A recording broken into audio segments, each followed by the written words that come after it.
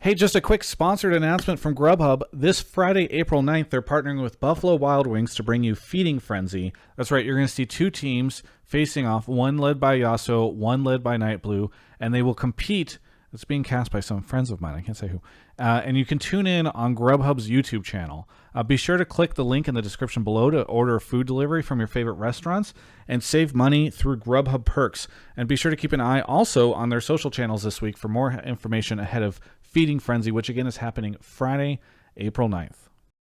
Well, it is the third week of LCS mid-season showdown with coverage brought to you by Alienware. I'm joined right now by Powerofevil to talk about TSM's 3-1 victory over 100T. Now, before we get to the fun stuff, let me first ask you, because I didn't get a chance to interview anyone from TSM last week, what happened last week, why the win, and what went down? The series against EG was it was a really clear best of five where the enemy team really just tried to punish Midland as hard as they can, draft wise and like blend wise, and we did the opposite. We're trying to make Midland as safe as possible and trying to make it as stable as possible. So that's why you saw in the EG series that they picked red side 4 times in a row, even though they lost 3 games there on that side, because they really wanted to get their counter pick mid lane. They wanted to they picked these crazy champs like Nico or Yon to get these mid lane counter picks going and band out like the Azir and sometimes the Orianna even just to get really favorable matchups. And I think we did a good job at taking the safe blinds and playing to our strength, right? Which is we would have like a Syndra into Yon, which is not a bad matchup, and then we just played out the team fights well and snowballed through the dragons and the team fights. Do you think that, I'm sure you would not want to be in the losers bracket, but do you think that it is in any kind of way helpful because you do get to run up against these other teams that are seemingly fairly less skilled than you? Perhaps that actually helps you prepare, get ready, and better able to face when you do end up facing the other teams. I definitely think that the lower bracket run is helpful for teams, not only to help us find maybe the perfect drafts, but learn to adapt on what the enemy team is throwing at us, right? Like in the G series, like obviously them choosing red side, that's not really common.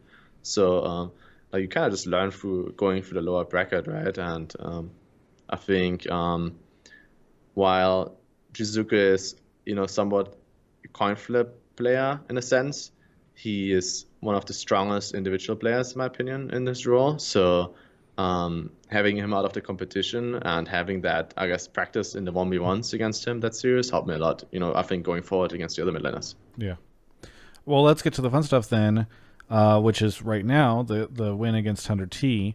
So it was an interesting series because so frequently you would see 100T get ahead early on, and then I don't know from your perspective, I don't know if it was from errors on their end or from brilliant, amazing outplays on your end, but you guys were often able to turn it around. So I don't know, what was that game like that match like from your perspective? Well, in game 1 and in game 2, they pretty much just chose to get like as much winning lanes as they can. I think probably because of scrims that we played against them and the matches in the regular season, they just felt like they need to win the lanes and they need to snowball as fast as they can in the early game, even so there might be hard to execute comps. So they decided to hop into the Lucian mid lane, to just Chana mid lane, which are just, they get outscaled, but obviously they cannot win most matchups in the mid lane early game, especially. And then not only did they have the Tristana and the Lucian mid, but they chose the Jace top lane into the Gnar and the Ashe bot lane. So they just try to get as much push and as much prio lanes as they can with a strong jungler. So we obviously we are on the back foot in these games. But I think game 1 and game 2 we still felt confident in playing to our strength, and I think we won both games in the correct manner, which is we would give up a dragon here or there and then look for the correct team fight, win out by these team fights or these Baron players. And Steal a Baron. Yeah, steal a Baron. The game 3 though was too hard to play. That one was we already spoke with the coaching staff. That was an unplayable draft. That was pretty hard. But then we decided for game 4, let's change it up a little bit. They pick Jace like every game, so we assumed that they practice Jace a lot. And we just decided to let's get them away from the picks that they're playing every game and see how it goes.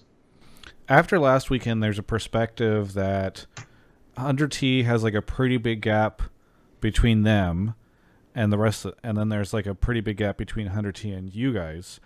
Do you have that assessment? Do you think that that's true, that 100T is perhaps much better than the teams below them, and you are much better than 100T after playing them just now?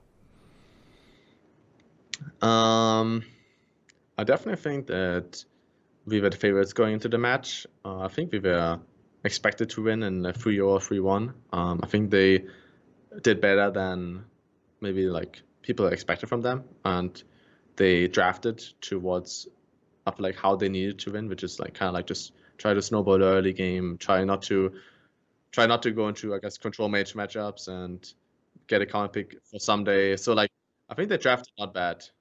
Um, I just think that the teams, like even with Hunter Thieves, I feel like the four teams, C9, TL, TSM, and Hunter Thieves, I feel like we all can take wins from each other, and I think we are somewhat close. So I don't think there's like a huge gap between any of the teams. So while I think we are like maybe like a little bit ahead of Hunter Thieves, I don't think we were like it was like a Grand Canyon, and like between us, someone else is a Grand Canyon. I think it's just a little bit, and it depends on the day, how do you show up on the day, how are your drafts gonna be, do you have some stuff prepared? Yeah. Yeah.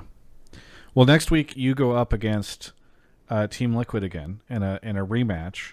How will you turn things around this time? Well, I'm excited for that match. I think it's gonna be interesting. I feel like it's always fun to, like get kicked down and then meet the same team later on in the bracket. I think that's really interesting and makes up for cool stories. So, we had a lot of best of fives. I think we learned a lot from the series we played, and I think same as before. I'm not really like too worried about TL. Like they're definitely a strong team, and we shouldn't like underestimate them or go in overconfidently. But we won against them in regular split, and even so, we lost the best of 5 against them. I don't think these were like clear wins by them. Like one of the games, I would say we had a pretty hard draft as well, and we managed to like defend the base against them for like 20 minutes. Like it was crazy that they couldn't end the game. Like that just shows that we're like on the same level, right? And I think it's gonna be interesting. You get to play on stage for the first time in over a year. Are you looking forward to that? Is that going to feel weird? I don't know. I can't tell you that answer. I'm not too sure. I played on stage for so many years. I don't think for myself it's gonna be a huge difference because I actually played on stage at Worlds. So I That's actually had true. That's true. I actually had the advantage of playing at Worlds and like playing on stage and having that feeling again. I'm not sure how it's gonna be for the other players like Huni or Lawrence, like Lost. Yeah. I do you look forward to it at all? I mean, Uh, especially as you I'm, pointed out, you did this at World, so I don't know if it feels way I, nicer. I'm definitely someone who enjoys playing on stage. Like, obviously, I would prefer if there's like a big crowd too. I feel like it's just like it just hypes you up, it motivates you, and it creates like kind of a like adrenaline spike in your body. I feel like I'm definitely like a stage player, and I really like to play stage games. I think I perform that way better than, for example, like practice or something like this. So, um, I'm definitely hyped to play on stage again. I think it's gonna be helpful, and I think the other players have a lot of experience too, and they played at Worlds and stuff like this. So I don't think we're gonna have a negative impact by the stage. Yeah. Well, let's say next week you're playing on stage, you beat TL, then you face C9. Do you think C9 is a tougher opponent than TL, or do you think they're about the same? I mean, what do you think of them? I think they are somewhat the same. I think they have different styles in how they win their games, but I feel like when we played against both these teams in regular split and even in the best of 5, as I said, I feel like we can take games away from them, and I think they're on the same skill level.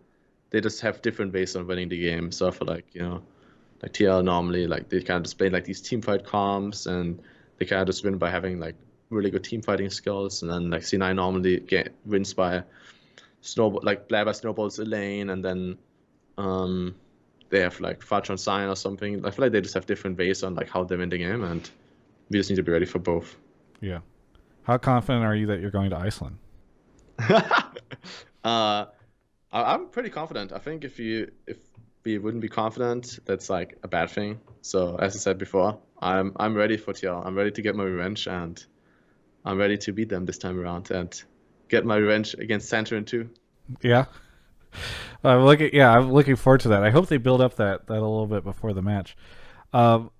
Just before this, I was told that you were on a call with your family. Are they staying up this late to watch you in the playoffs? Because it's pretty late there, right? Yeah, my family is I'm really really lucky. My family is really supportive. My mom, my dad, my two brothers, they always watch my games. Like they always stay up late. They watch my regular season games, and normally we just ride, right? But in the playoffs now, in the best of fives, we normally call after the games, and they would tell me like, "Oh, that draft was good," or like they would tell me like, I'm trying to think like, "Oh, like these champions were good, but maybe next time you should worry about this," or Oh, they're like, giving you advice. yeah. Okay. Like my two brothers are both playing League of Legends, right? And Yeah. I played like before I went really like pro. I played like tournaments with my big brother, and my little brother right now is like 400, 500 points grandmaster in the US. So like they definitely know about the game pretty well, and they know as example like, oh man, like you shouldn't give this team that, or Yeah. my little brother's example like watches the games and he would like send me like, that's what they like. You should watch out. Like Do you, somebody do, really do you likes that find this champion. useful or is it just cute? I think it's actually not bad, like because it's like the more views you see, or like the more people give their view on something, you can see like a different like you can get like a different view on something. So let's say I would consider they play this and that champion, right? And Yeah. then my little brother would tell me, yeah, like he would maybe mention the same champion, but what he felt was that they always would win on that champion, or like he would always feel like he would get a slight advantage on that champion, right? Especially since my little brother plays like top lane too. So, like I would like look at his top lane perspective a little more and stuff like this. It's definitely helpful. I think that's why like the top teams, like when I was, I think at Worlds, I think Suning or like some LPL team had like 10 analysts, because just the more views you get on something, the better it is. Yeah. So your little brother is like an analyst for you. Yeah, I guess he's our TSM analyst, Yes. low Well, key. you got to get him on the payroll then. He should be asking for some payments. Is he going to go pro? I mean I don't know how old he is, but do you think he'll go pro? Uh, I think he's 16, and I think he's trying to. Yeah. Okay. That would be very exciting. I want to see you guys play. You have to keep playing long enough that he makes it into one of these leagues so you guys could face off at some point in time. Even if it's just a show match or something. I don't That know. would be funny. Yeah, that would be Yeah. funny. Very good. Well, is there anything you want to say to any of the TSM fans out there? Well, I'm happy that we managed to get another free one. Best of five, and the miracle run is still active. It's still online, and I'm happy that we didn't need to show that much either. We kind of just play what we usually do. So we have a lot of spies prepared, a lot of picks prepared, and we didn't need to didn't need to show anything. So I'm really looking forward to the TL series. Yeah, I am too.